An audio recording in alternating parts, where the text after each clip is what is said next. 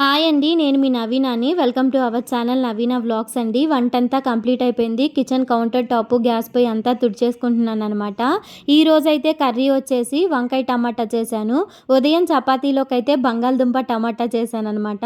So, ఉదయం బంగాళదుంప టమాటా అయిపోయిందని చెప్పేసి ఈరోజైతే వంకాయ టమాటా అయితే లంచ్‌లోకి చేశాను. మా ఇంట్లో అయితే ఒక స్టోరీ జరుగుతుందండి. అదొక మిస్టరీ అనే చెప్పొచ్చు. మీకెవరికైనా అర్థమైనా నేను చూపిచ్చేది నాకైతే క్లారిటీ ఇవ్వండి. సో, మా ఇంట్లో ఒక పెరుగు స్టోరీ జరుగుతుందండి. అసలు భయపడాలా? లేకపోతే అది ఏదని కన్ఫర్మ్ అవ్వాలి? మాకైతే అర్థం కావడం లేదు. ఇంతకీ సరేనక్క ఏంటంటారా? ఈ పెరుగైతే నైట్ తోడేసానండి. ఇక తోడుకోలేదనమాట. ఎందుకు తోడుకోలేదు? ఏంటి? ఇవన్నీ కూడా అంటే పెరుగు తోడుకుంది గానీ గట్టిగా అవ్వలేదు. ఎందుకు? ఏంటి? అనేది నేను ఈ వీడియోలో లాస్ట్‌లో చెప్తాను. చూసేసేయండి. ఇప్పుడేంటంటే ఈ పెరుగు చూపిస్తున్నాను కదా!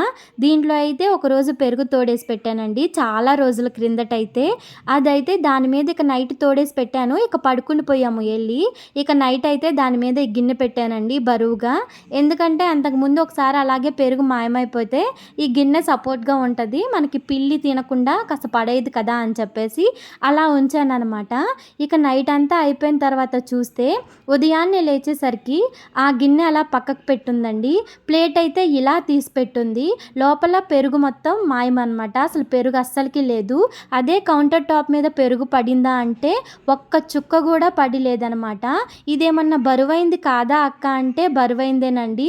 దాంట్లో అయితే నేను కాఫీ లిక్విడ్ కూడా పెట్టేశాను. లిక్విడ్ ఒక్క డ్రాప్ కూడా కింద పడలేదు. ఆ మూత కింద పడితే ఈజీగా కింద పడిపోవాలి. లిక్విడ్ అంతా పోవాలి. పిల్లయితే కానీ అలా అవ్వలేదు. మూత కూడా చక్కగా ఎవరో తీసిపెట్టినట్టు పక్కకు అలా తీసిపెట్టుందండి.